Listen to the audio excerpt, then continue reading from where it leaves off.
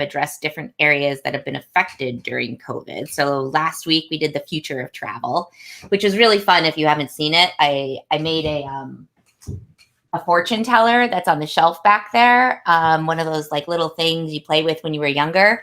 That was pretty fun. I didn't make one for this one, but I think it will be equally as fun. So let me just quickly introduce who we've got on the panel. That we'll go over a few kind of housekeeping things, and then we'll jump into some questions. So first of all, we have Bill Coyle from KHM. Bill, want to say hello? Thank you so much, Stephanie. Hello, everyone. Thanks for being with us today. We're kind of excited to be doing this with you guys today. Yeah, Bill jumped on to the call and he was singing. Yeah, and you don't want to hear that. It's not even church time and I'm singing. What is wrong with me? It was kind of amazing. We also have Jackie Friedman with Nexion here. Hey, everyone. I'm thrilled to be here and thrilled to be part of the panel with such a great group. Yes, and we have Steve Hershen from Avoya Travel. Thank you, Stephanie. Good afternoon, everybody. I'm hoping that we can share some insights on how to handle all that's going on right now. That will be helpful for you and your agency. Perfect. And lastly, we have Vanessa Mcgovern from Gifted Travel Network. Hey, Vanessa. Hey, everyone. So happy to be here. Greetings from my little corner of the country, the epicenter of the travel industry, Mooresville, North Carolina. Happy to be here with everybody. Definitely the epicenter. Well, let's kind of, so our goal today is to kind of just share knowledge on what different host agencies are doing and what you should be expecting from your host agency. If you are a host agency and are kind of wondering of different ways you can support your agents, hopefully you can get some ideas from the webinar as well. So we just did introductions with our panel. What we'd love to do is hear from those of you that are watching. So letting us know where you're tuning in from. It's obviously not the epicenter of travel because we now know that's in North Carolina. But let us know the biggest things that your host agency has been doing that has helped you through kind of the COVID crisis that we're going through. And then also let us know how long you've been in travel. So you can just input that in the comments. I'm not actually sure where the comments are. This is always so confusing, this part. So we are live streaming on multiple platforms, Facebook, Twitch, which we streamed to for the first time last week. Yes, very exciting. We looked at the analytics and we had 0 watchers. So no surprise there, but we're trying it. We have YouTube too. So those are streaming live. And then afterwards, we'll post up the recorded versions on Instagram and LinkedIn. So make sure to check it out on your favorite platform. If you are on YouTube and having trouble with the comments, there's 3 really quick steps up in the upper right-hand corner. Just click on the icon for your profile, click on your channel, and then create a channel. It's a really easy, it takes probably 20 seconds to do so. And lastly, make sure to subscribe on Facebook or YouTube to the alerts or notifications so that you never miss another one of our webinars. You can also check out what we've got next week. We've got another panel coming up that's stories from the coronavirus. Different host agencies will be sharing what kind of inspirational stories about their agencies and what they've been doing and different acts of kindness and different successful marketing campaigns, things like that. But if you haven't already, check out on Host Agency Reviews. We have our events calendar. Constantly has over 50 different events, obviously online now. But so there's lots of different webinars from a lot of different organizations on here. If you are listening and you're interested in making sure that your events get up here, the listings are free. All you got to do is up in the upper right-hand corner, click the post an event. So anytime you have an event, feel free to post it. We'd love to have it up there. And last but not least, we also have the HAR behind the scenes team of April, Bridget, and Mary. So they're in the comments right now. They'll be answering your questions if you have any. So feel free to ask your questions in the comments and we'll get to them at the very end. We'll leave about 10 minutes at the end for questions and the HAR team can help you in the meantime. So without further ado, let me stop sharing. Hold on. This is going to take me. Okay. Hold on. Moving over. Wait, I stopped sharing. Okay. Good job, Stephanie. All right. So let's get started. I think one of the biggest questions is one of the powers of being with a host agency is that combined buying power of the network equates to better supplier relationships. And all of you on the panel have a significant amount of sales, but the logistical problems that have popped up from all the cancellations from COVID have really kind of put things to the test in terms of the suppliers being able to process all these cancellations and rebookings and changing policies. So I guess the question is, with all the fires to be put out right now, how has your agency prioritized which bookings to escalate and which ones to say, okay, this is not within the realm of being fixed right now. We need to be patient on this. So Bill, do you want to start off with that? Yeah, thanks. That was a really big challenge from the beginning. It's like, agents, of course, are very emotional and upset about what's going on. So I think what we did was we looked at logic and common sense. Like we were either on hold for 3 hours or 30 hours. We got 5 different answers from 5 different reps that we spoke to. And it was like, Bill, I need help with this. I'm at my wit's end. I've been doing everything that you told me to. I checked on the air. I checked on this. And so logic and common sense came into it and says, okay, don't send me a 30-paragraph emotional email, just the very specifics about what it is. I can cut and paste if I need to and escalate them for it. And just take a look at that idea that says, we have to come to a logical decision on this. Please, rep, help me get this taken care of. And we have just been so blessed to have, as well as all of our panelists today, just to have that response by them that says, okay, we're going to escalate this. It does make sense. We're going to get it taken care of. And it nothing to do with the level of the agent, because I'll be honest with you, and I think the others might say this, some of the agents were like, but Bill, I'm new with KHM. You don't know me very well. Like, how are you going to help me? I'm like, any booking is a very important booking. It's important to you. It's important to your client. It's important to us as the host. We're going to help you take care of it because we know that you haven't been able to get anywhere on your own. So we're going to help you. So it was really a lot of logic and common sense for the escalating. Mm-hmm. And Vanessa, I know you mentioned you have like an escalation process that you've kind of built up around COVID. Can you chat a little more about that? Yes. So immediately we implemented an escalation process where we dedicated one of our team members, our vendor relations coordinator, Erica, specifically to filter and handle and triage, actually is the better word, all of the escalations that were coming through. And to Bill's point about a lot of advisors, the trips are meaningful and there is a lot of emotions, and it's devastating in a lot of cases to see these situations unfold and unravel from the client's perspective and from the agent's perspective. So we want to ensure that just in terms of offering a level of support to our advisors, that when the escalation hits the supplier's inbox, it's also met in a professional, succinct, and super easy to process manner. So Erica triages a lot of them, and oftentimes she's like, okay, I hear you, obviously applying empathy, and then asking for certain scenarios to be redirected, reworded, have all of the different massive amounts of back and forths in an organized way. And so she helps in that level, but also in terms of escalating them to senior management or to layer in our consortia for additional support too.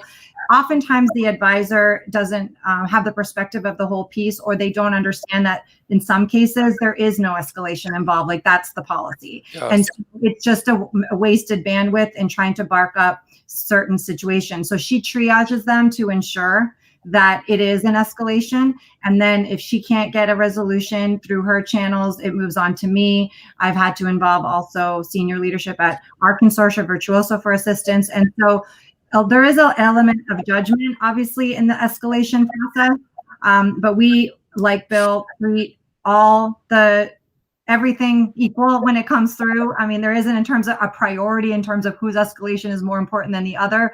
It's just a prioritization in terms of how do we move it along the chain to our partners. And I have to say that once it hits our partners' inbox, we have the amazing partners and amazing support with Gifted Travel Network. And our partners have been quite agile and have been empathetic and also adaptive to a lot of policies based on specific situations. So we've had a lot of success with escalating issues and getting refunds where refunds weren't supposed to be made and those types of things. But we have a very systematized process for how we handle it. Mm-hmm. And I'd love to hear, for those that are tuning in right now, if you've had any booking processes and escalations and how that's worked with your host agency, if you've been really satisfied with that and what you liked about it. Jackie, I know when we had talked, you had mentioned that, it's a partnership with the suppliers too, and they can't refund everyone. Otherwise they're going to go bankrupt. So how do you balance that? I think it's a matter of weeding through, what's going on. There are can't and won't, if that makes sense. So we, look at each situation. We definitely will escalate with the supplier. If we get a response that's not one we want to hear, we ask for the why, because the why is really so important. And we have to be understanding of the why. There are some suppliers that literally do not have the money. And it's not a matter of they won't do it. They might not be able to do it right now. And so having that empathy but at the same time, making sure that escalation gets to them and that they know what the ultimate expectation is. In some cases, they just can't do anything until they get a loan. Obviously, a lot of the larger suppliers we have a lot more success with. The time frames may not be those that you're looking for, but I know that personally I am in contact with most of our major suppliers on a regular basis. That as far as escalating, like the others have said, the concise and specific ask up front is critical. Removing the emotion, presenting the facts. And we, like Bill and Vanessa, have definitely had some success, but the reality is you can't squeeze blood out of a stone. And, it's important that, that we keep on communicating. We also look for trends. So there's certain suppliers where I consistently get complaints coming across my desk. And those get my highest attention personally versus one-offs where we have our industry relations team and member services team that will deal with them. But if we're seeing certain suppliers that consistently we're getting complaints, we got to bring those up and bubble those up to the top. So I think it's so important for everyone to look at the fact that you've got consumers, the end traveler, you've got the frontline advisors, you've got suppliers, and you've got host agencies, and all of those players have a piece here, and we all need to make sure that we're championing for our cause, but at the same time being understanding and empathetic to the other players as part of the distribution. And Steve, what kind of process do you have in place at Avoya for escalating any issues with bookings? Sure. Well, needless to say, the types of bookings that are getting escalated have evolved over time through this whole process. So going back to the beginning of March, the biggest need, of course, for escalation was getting passengers home who might have been stuck on a ship somewhere. Over time, I think that's kind of evolved into getting my clients refunds that we're being told are 30, 60, or 90 days, and now maybe taking longer than 90 days. Then you move past that. Now the escalation needs are more in the FCC realm. But having worked for suppliers for 20 years and having been at cruise lines during the 9/11 timeframe, I certainly want to echo what Jackie was saying about being empathetic to the vendor situation. So the approach that we take as a first pass is to pull our network either through shared communications on our internal forum or the shared information that's on our Facebook page, and try to see the common best practices that are working that we can share with the entire network so that they can get things solved without the need to escalation. Because I think What we don't all want to run into is a situation where everything becomes an escalation for vendors that are so overwhelmed they can't get the normal course of business done. So we want to be sympathetic to their time that they have, also knowing that they have severely reduced their staffs of late, and that's going to further compound the issue. And then, of course, there are some things that we just can't get resolved through the normal course, and we have a tremendous internal team, strategic partnerships team that's dealing with the vendors all the time. They have much better personal contacts than an individual agent might have who has only a few bookings a year. So at that point in time, we escalate the situation to them, let them use their personal situation. As everybody here will know, just the name of our groups alone at a vendor is going to carry clout and get things done that might not get done for others. Mm-hmm. Yeah, obviously we're big fans of host agencies for like 99% of advisors. Well, maybe a little lower than that, but a very high percentage of advisors. I think it's a great fit. And this situation has really brought to the forefront the value that host agency brings in terms of being able to be heard through all this noise is something that's incredibly valuable, and you really can't put a price tag on it. You really can't. I want to add one more thing too. Just generally speaking, we have to remember that we're in an extraordinary situation and there are no rules of the road. And I think what you just said is so important for those advisors that are listening that are not hosted.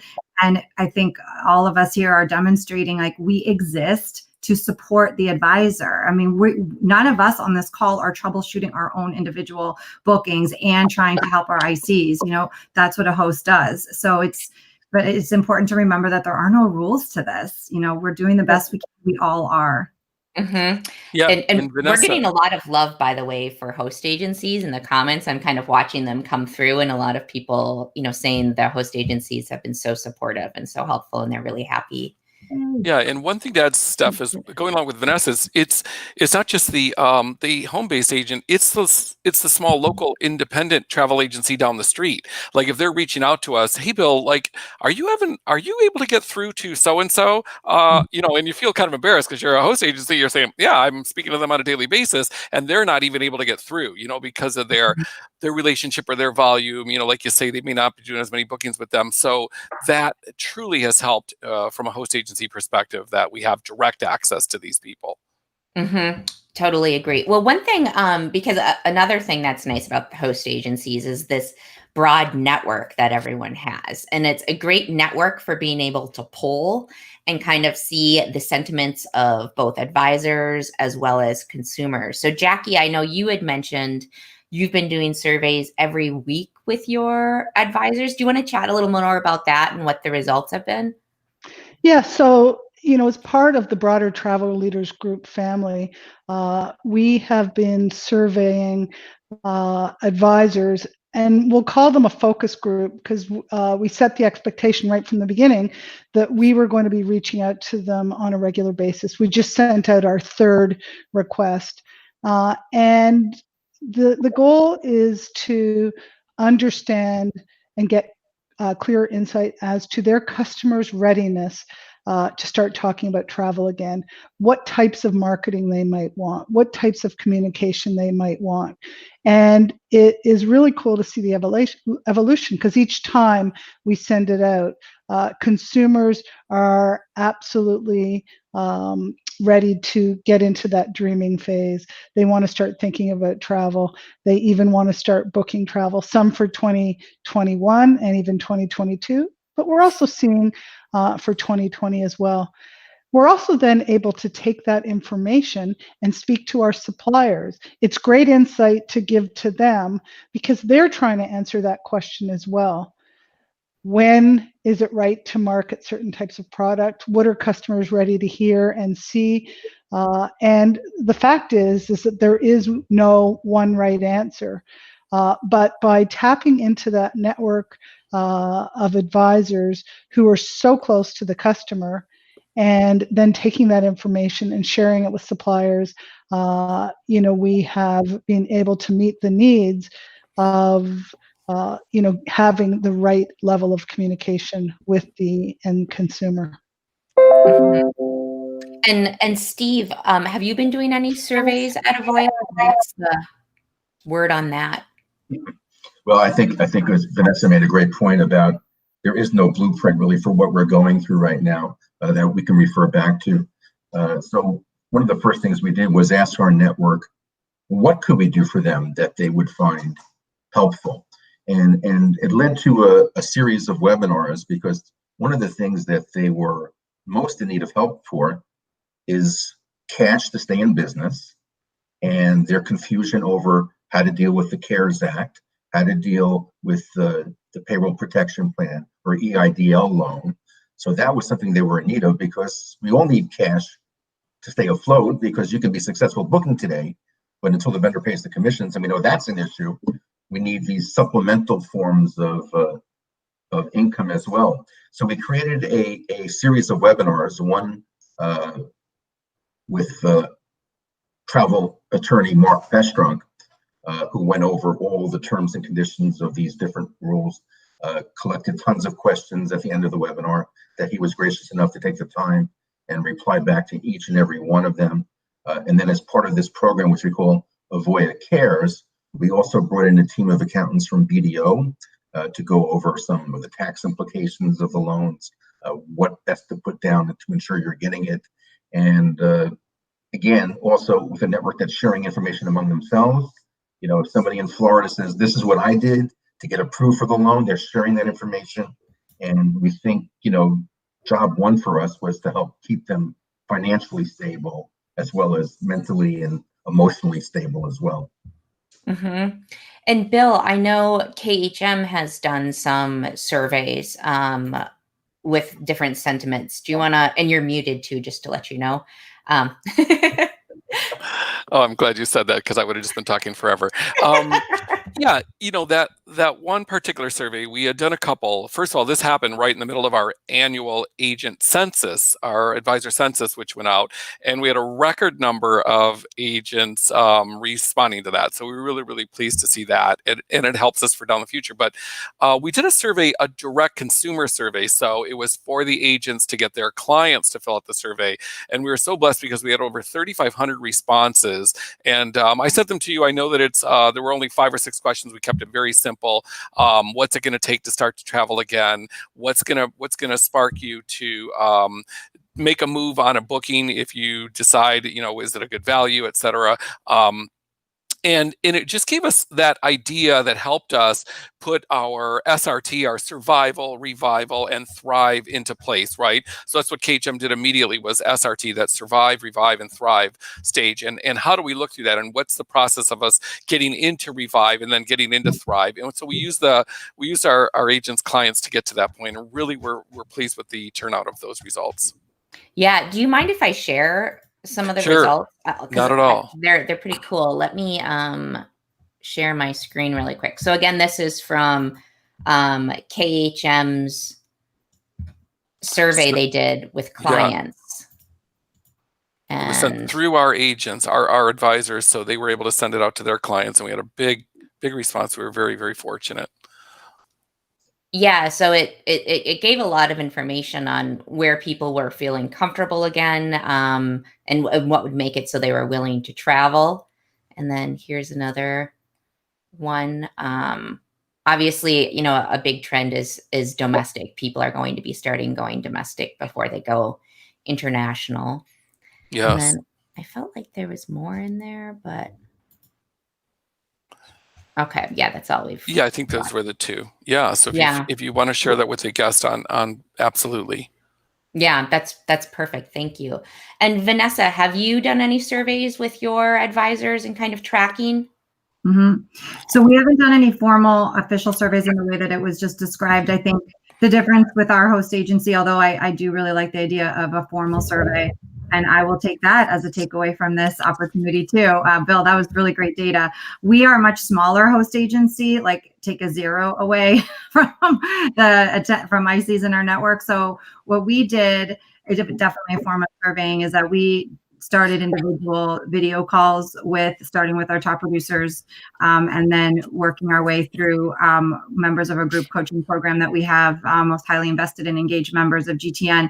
And through the data that we've collected through our one-on-one conversations, and I primarily drove those. We created Timely Tip for Turbulent Times, and it was basically a best practice guide on various segments of operations, marketing to client care, and just started to aggregate all of our most active and engaged advisors' best practices on how they're navigating all of this. And we put it together in a guide that we then shared out also to anybody that wanted it, because it wasn't GTN specific. It was, something as specific as not using a debit card to accept payment. Credit cards are, best practices that a lot of advisors that are not hosted don't have the benefit of that perspective.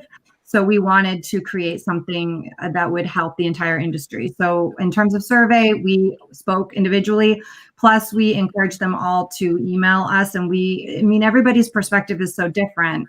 And although I think survey information and data, very data-driven marketing is super important, this COVID-19 disruption is just, there's so many different filters for what people are comfortable with and what they're willing to do and what their personal situation is, and in state to state and family to family. It's so difficult to unify data under these circumstances. So adding that personal element to actually hearing the real-time stories and what the real-time needs are is an important factor in collecting this information. Yeah. Well, so I think one of the big challenges right now facing the industry, now that we've gotten over this initial hump, is all these future travel credits that are being issued. And the challenge with those is that they can be booked anywhere. And that's been a really big issue. So I think I'd love to hear from you as kind of as the heads of your networks, to say, like, what advice are you giving advisors for how they can make sure that those credits are being used again at their agency? Steve, do you want to start us out? Sure. Well, I think the first thing we're doing before giving advice is giving them lots of assistance in handling the FCC process. And what I mean by that is, step one is we're able to download all the FCC files from the major vendors, and then immediately turn that into an internal booking in our system, Agent Power. So it's saving them any of the data entry time, possible mistake of having to do all that work. And we can all shake our heads and know that we're talking about thousands of FCCs sometimes in a week. So just that, taking that workload off of them is a big part of the assisting them in the process. And we've also always had in place a system that our marketing system team developed years ago called Vacation Countdown, which was a communication system that would automatically at scheduled times be communicating with the client important information that they would need to know before a trip. So of course we fine-tuned that, customized that to be more about booking your FCC countdown in a way, because I always believe, and I used to say, if you want your customers to repeat with you, you have to repeat with them, meaning follow up, follow up, follow up. You have to constantly be in front of their face. And when I see the postings in our forum or on Facebook about waiting online 3 hours on hold just to get somebody to the cruise line, we're really trying to do everything we can from an automation point of view to assist them in that. And like you say, clients can book elsewhere, so we want to be constantly reinforcing with them. And our marketing department, of course, is not limited to just trying to book our own FCCs. I'm sure everybody's thinking about, well, if FCCs are good anywhere the client books, we wouldn't mind taking some from other sources as well. Yes, exactly. So Jackie, what about next? What's your piece of advice for advisors trying to make bookings? My first piece of advice is, don't assume that the client that booked the canceled cruise with you understands how the whole process works, and don't assume that you're going to get the next booking. So you need to stay close. So we're doing a number of things where it makes sense. We certainly make sure that they have their list of FCCs. We've created what we call some Swiss cheese communications where they can fill in the holes, to make it easy for them to reach out in the appropriate way, depending on the customer's readiness to book. But there's nothing wrong with telling your customers that you look forward to redeeming that FCC when they're ready, to make sure that as the particular cruise line or tour operator has great opportunities for even better value to redeem those, that you're sharing those, and we certainly bring that to their attention. We also had one of our advisors who has been extremely successful in converting over 70% of his FCCs into bookings, film a video with some instruction, for our advisors that we posted on our learning management system. And, that peer-to-peer success sharing is tremendous. When advisors see what other advisors have done to be successful. But the most important thing is, to make sure that you stay on top of it. We provide the toolkits for communication and everything else, but, share with your customer that you can't wait to help them rebook that next cruise, and that you look forward to being a part of it. Don't assume that they know that. And frankly, if you're not answering the phone, I've heard from a number of cruise lines who have taken direct calls from customers redeeming FCCs because they say that their advisor wasn't there or wasn't responsive. So I don't know that these clients were really trying to, quote unquote, cheat on their advisor. They just wanted an answer. So, staying close to your customers right now is more important than ever during these trying times. Mm-hmm. Vanessa, what about you?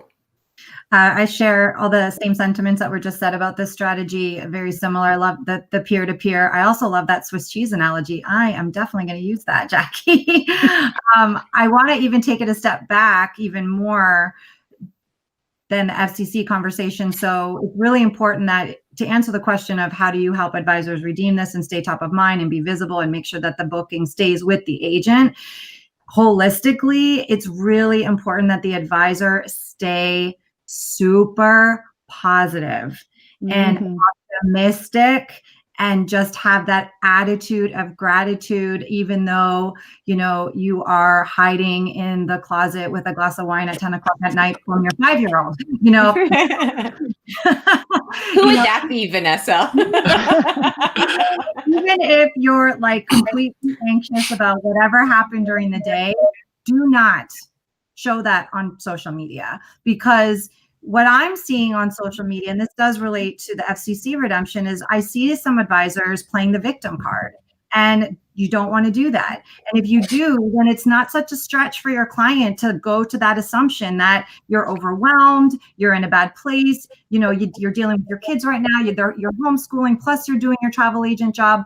And man, that Vanessa girl must be just totally overwhelmed. I'm not going to bother her. I'm just going to call Royal Caribbean because she's too busy right now. Or if you're just constantly making posts about how you don't make any money, you've been on hold, and the cancellations and all because you're not getting paid for any of this, you're sending the wrong message. And so the conversation about how to redeem the FCCs, it actually starts before that. You have to decide to be positive and have that expectation that your client is going to book with you, but you also have to, as one of the themes that we have at Gifted Travel Network, is be a lighthouse. And you have to be a lighthouse in the storm, and you have to remain with, giving out the light in all aspects of your life. And you've got to stand in that and be an inspiration, and your clients will be drawn to you and they will want to continue to do business with you. But if your posts are victim, I'm not making any money, I'm so overwhelmed, they're going to go direct, or they might go to the offer that pops up into their inbox. So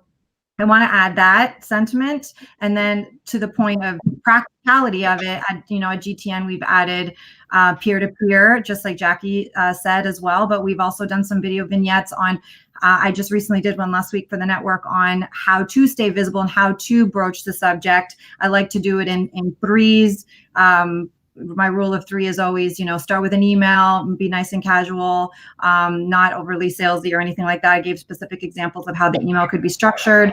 And then, if they're not answering, pick up the phone. I know it can feel like 1,000 pounds sometimes, but pick it up. They want to hear from you. How are you?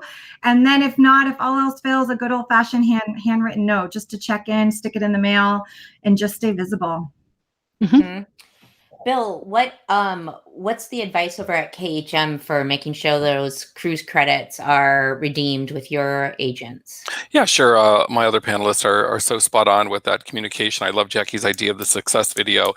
We did and we're doing a constant incentive. So it's gift cards. We partnered with our suppliers for gift cards to redeem if they're redeeming those, keeping track of them. One of the best things that we've had is secondary phone field, which has helped us keep track of those in a smaller, sort of more condensed version, because you can imagine, as Steve said, downloading those has been unbelievable. Our supplier relations team has been working with our commissions team just to be sure that they're staying on top of them. And then there's just regular weekly emails going out from Cami and our suppliers relations team to those advisors just to make sure that they're staying on top of those. Mm-hmm. That's fabulous. Well, oops, go ahead, Jackie. Now, one thing I just wanted to add, and because it's coming up, but this is such an important topic. We did something about a month ago that was really cool. We had a Zoom call just like this for suppliers. We had about 142 suppliers, and it was a supplier appreciation event, but everyone got together. We were collaborating on how to best support our our network of advisors. And out of that came a number of executive panels that we are getting ready to launch. One of them being strategies, tried and true strategies to redeem future cruise credits and get new business on the books. So we'll be having Vicky Freed, Katina Athanasian, as well as AMA Waterways, and we're trying to represent the various segments, Jim Tedesco from Apple Leisure Group, and get these executives to share with our advisors tried and true strategies. But that kind of kumbaya session, for lack of a better word, of suppliers forgetting the fact that they were competitors for an hour and brainstorming on how they can assist advisors, gave birth to a number of great training sessions that we will have executives from those teams share with our advisors, because they want to give. They've seen it all, and they want to educate. So it was a really cool event. I want to piggyback on that real quick. Such a cool strategy that you did there, Jackie. We didn't do to the degree that you did, but we did a meeting with all of our partners the way you just described on a smaller scale. But I want to make a comment about that, because isn't it so, you don't think about it from the side of the industry, but it was so interesting and fascinating to see how much they all needed to see each other, their friendly competitors, because they're used to seeing each other at all of our events, at trade events, consortia events, Cruise World, whatever.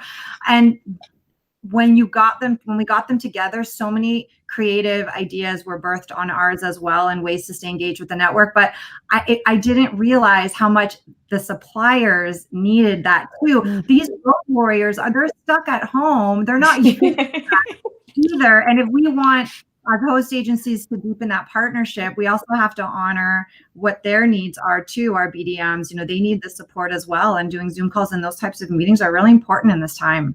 Yeah. Mm-hmm. Well, so one of the things, again, like as this is kind of evolving, is we're talking about, now we've got these future cruise credits or future travel credits. But when it comes to commission protection, that's, I feel like, kind of the next front that's being worked on. So I know ASTA just recently has been doing a push for commission payment protection on like having it paid when the future travel vouchers are issued. So what sort of advocating have you done for your agencies on this front? And are there other areas that you feel still need to be addressed and maybe like in the next couple months? So Bill, would you like to start with this one? Yeah, we were so impressed with the fact that the cruise line started out with commission protection, right? I mean, you're going back, I've been 35 years now to the 9/11 days and the 08 days and the 09 days where there wasn't that. type of a stance taken, and that just helped set the I think it really set the standard for what it was going to look like over the next few months. That there was some relief there that says, okay, there's commission protected on these bookings that were paid in full. Thank God for that. And that relationship, it helped with that relationship moving forward with our suppliers. But it turned into this idea that it became more important for us to help our agents work on those refunds or FCCs and understand where those stand right now. I think the idea of making money kind of went aside when it was just saving any client that we possibly can and helping them understand how we can save this client for a future booking. And eventually there's going to be commission coming in, right? Because there was so much confusion. Some of our ocean cruises and as well as river cruises were very confusing about their cancel date and the amount of commission, or if there was commission protected on that we just sort of tried to delineate that down for them, help them understand that. But moving forward, how can we help you and your client right now? And I think that we took that stance over the idea of what does this look like? It's going to shake out eventually, but where do we stand right now is a little difficult. Mm-hmm. Steve, how about you? Well, first I'll start with an observation that I think Bill was kind of alluding to there about being surprised that they protected commission. And I think what really happened to the cruise lines was they never expected the cancellations to roll out and roll out and roll out. So when they were in a generous mindset, they said it's only going to be a couple of weeks, a month, we'll protect commission, not a big deal. And then once that happened, they were kind of locked into it, and they had to keep adding and adding and adding to their maybe debt problem, but not unreasonably so, because we've all done all the work already to earn that money. So not being paid for it would have been really kind of disastrous for the industry and the relationships that we all had with vendors.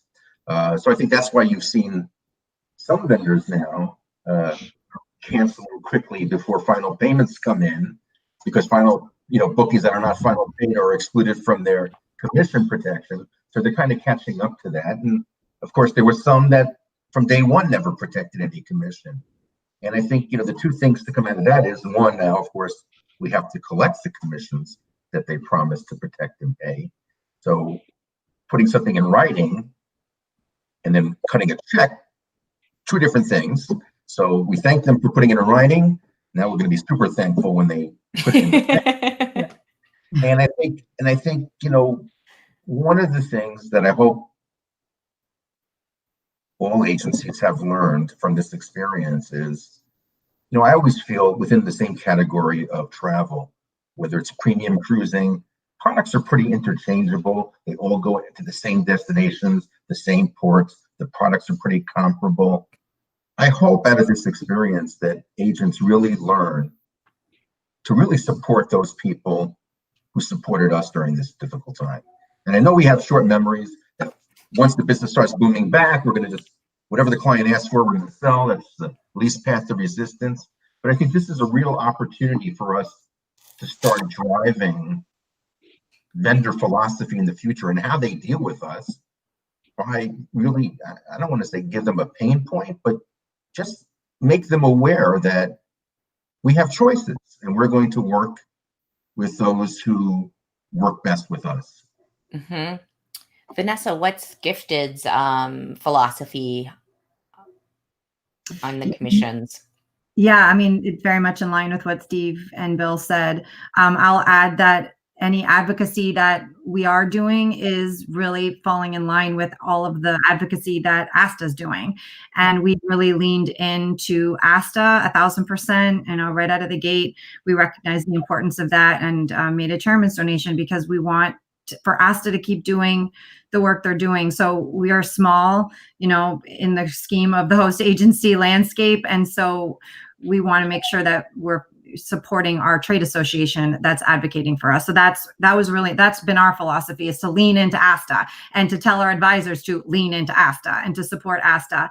To answer the question about what we feel still needs to be addressed, not so much in terms of the commission protection conversation, but I think what still needs to be addressed in terms of advocacy is that not all independent contractors are created equal. And it's really important for our government to understand the nature of how travel advisors are paid and the delay on that, and to get additional financial support for travel advisors and the travel agent community at large. And us is, advocating for that. And I think that's definitely something that we need to turn our attention to. We have several advisors in the network that have made amazing progress, like grassroots efforts with their own representatives in their respective states. And it was really funny to hear one of our advisors tell the other advisors about how somebody actually called them back and wanted to know more about what travel advisors do. And I think that's where the advocacy needs to focus on. And that's where something that we've all known here in this, panel with what ASTA's doing. And I know we've all been big advocates and supporters of that, but it hasn't quite funneled down to the frontline advisor at the level that we need it to in order to make meaningful change. And I hope and I set the intention that this disruption is what is needed to make that shift. So I feel like that's the next level of advocacy right now. Jackie, maybe you can share both, because you're so active with ASTA, both the ASTA side as well as kind of connections, or blend them together, however you want to go for it. And like Vanessa, it really is very blended. ASTA is our industry trade association. I personally sit on their executive committee. We have a lot of advisors who are chapter presidents who are involved in the chapter system. I can tell you that, to Vanessa's point, the frontline independent contractor travel advisor is moving and supporting ASTA in ways that they never have before. In the first part of the year, they added over 1,000 IC members in one of the toughest things that hit our industry. And so it's important that we don't duplicate efforts, that we support their advocacy efforts, that we ask our advisors to support at the grassroots level, because like Vanessa, they are so excited to be able to do that. And, so one great thing that has come out of this is just a greater appreciation of the tireless work that ASTA is doing on behalf of this industry. As far as, Nexion is concerned, very much like the others, we really have to take a step back, though, and look at a supplier's ability to protect commissions. A cruise line or a river cruise line, they own their inventory. It's their product. They can control the cash in, cash out. If they're holding on to the money, they can make the choice to protect some of that money and to pay the advisors, as well as the difficult choice, hey, we're going to pay it even with refunds. And I can promise you that if they had known then what they know now, we likely wouldn't have seen them being quite so generous, because clearly this is tough on them. But some of the smaller suppliers, they know how we feel. They know what we want. They would love to be able to do it, but they can't. If they don't have the money, if they've had to refund it, they can't afford to protect commission on that. And even in some cases, if they have applied future credits, they can't afford. Like was said previously, we should take the approach that we reward those that have supported us, that we are empathetic for those that may not have supported us as much as they would like to. But if their intent was there, we need to consider that as well. But it's conversations that we have all the time. Never before has the value and importance of the frontline travel advisor been what it is right now. The time that you're spending, although it might be tough, as Vanessa said, that positivity is so key. Think about it as the most important investment that you can be making in your future business. The fact that you're putting that customer first, that you are their champion, that you and tell them, hey, I'm part of a network that's larger than me, and I may be able to resolve, your issues, when someone else may not have. But if you're not getting paid now, think about it as an investment in what you're going to get paid later, when your empathy and your positivity have caused your clients to want to continue to do business with you. Amen. So we've got just a few minutes left, so I'll open it up for questions from those of you that are tuned in. So feel free to drop any questions in the comments. And while we're waiting for any of those to come across, I'd love to get some feedback from each of you just really quickly on, there's still, I mean, at Host Agency Reviews, we're still seeing plenty of people going through our 7-day setup and signing on. And we're kind of anticipating, as the unemployment continues to go up, that people will be looking at this as a career choice, so that this will only continue to increase. But for those that are, two pieces of advice. One, for those that are brand new to the industry and thinking about coming in, or just started right before the pandemic, what would be your words of advice to them? And then what would be your words of advice for the experienced advisors, how to stick through this, since they're having, so many cash flow problems? Steve, why don't you start us out? Sure. Well, it's kind of ironic, I think, for the people that are new to travel. In a way, it almost doesn't matter, because everything that we all learned in the last 10, 20, or 30 years of being in this business, a lot of it is out the window now. So they're almost even with us already in 3 to 6 months in the business. So that should be a little bit of solace to them, I hope. The other good news for them, of course, is that they didn't have all the bookings that were canceled that they have to now deal with. So for my suggestion for them is to take advantage of this time to do as much education as they can, to focus on what products they want to sell when travel returns. And I think we've heard it from the panel today.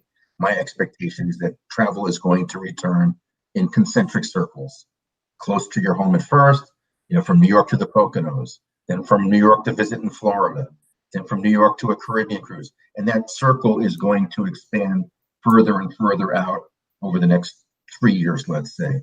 So if I'm new to travel, I want to focus on products that people are going to take domestically, whether it's Club Med in Florida, or Amtrak vacations, or Ski Expert, or Hawaii, something that people are going to, because you saw on Bill's survey, I think it was, that safety in travel is going to be their number one thought process in terms of determining, and they're going to start out being close to home.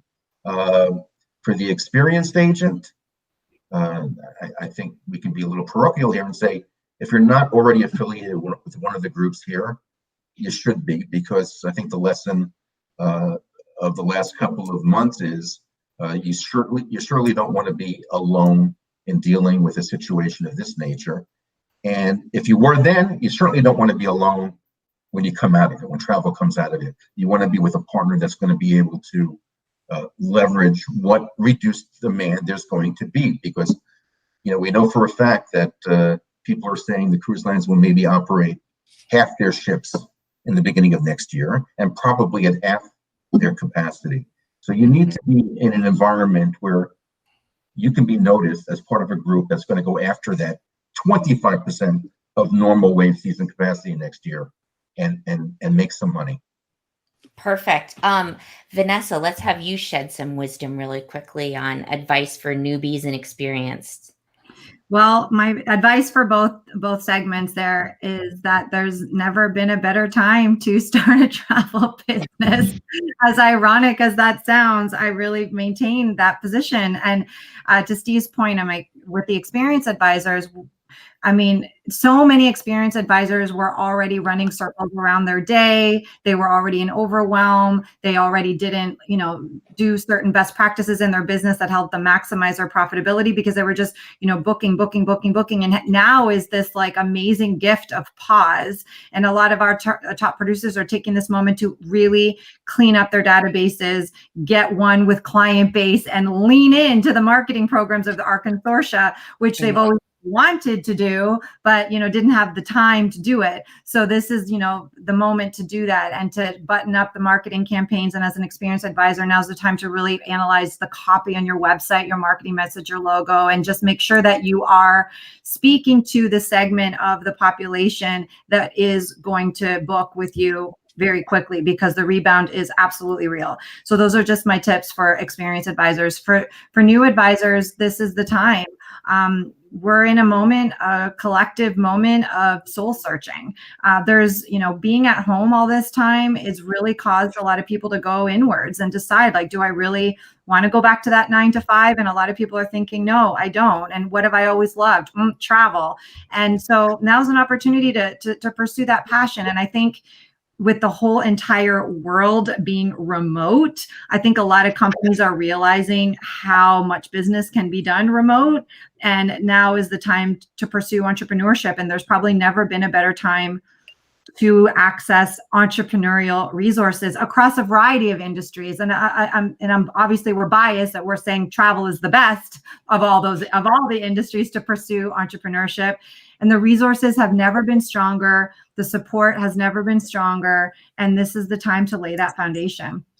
So I recommend pursuing this at this time with this pause. It's a perfect time to regroup and move forward. Jackie, what's your advice and words of wisdom? So first of all, I'm really encouraged because like the others, as far as new people coming into the industry, we're not seeing a lot of a slowdown.